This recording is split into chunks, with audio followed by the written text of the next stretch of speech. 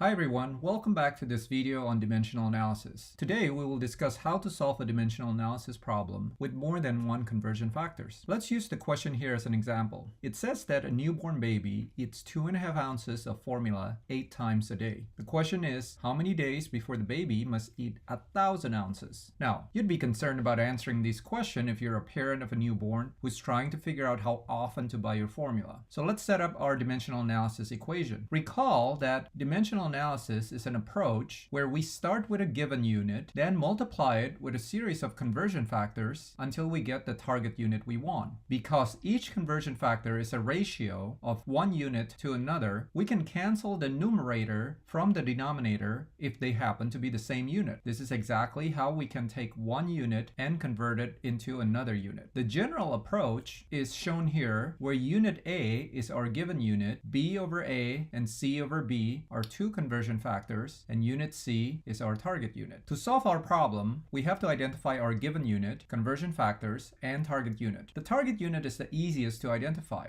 because it's the unit that the question is asking about. So in this case, because the question asks for the number of days it will take the baby to consume the formula, day would be our target unit. The conversion factors are always given as a ratio, so one unit per another unit. In this problem, we see that the baby eats 2.5 ounces per feeding, so that's one conversion factor. Another one is that the baby eats 8 feedings a day, so that's the second conversion factor. Lastly, the given unit is ounces in this case. We want to convert a certain quantity of formula to the number of days the formula will be consumed. Let's set up our conversion pathway. The given unit is written first, then the conversion factors are left in as generic units, then everything must equal to the target unit. Because we want to cancel the ounces, we must put ounces in the denominator for the first conversion factor. The only conversion factor with ounces is ounces per feeding. So feeding then must be in the numerator. Next, we must cancel feeding. So we put feeding for the second conversion factor in the denominator, so day must be in the numerator. Canceling the units gives us day as our final unit, which is exactly what we're looking for. Once we're satisfied with our conversion pathway, place the numbers for the given unit and the conversion factors.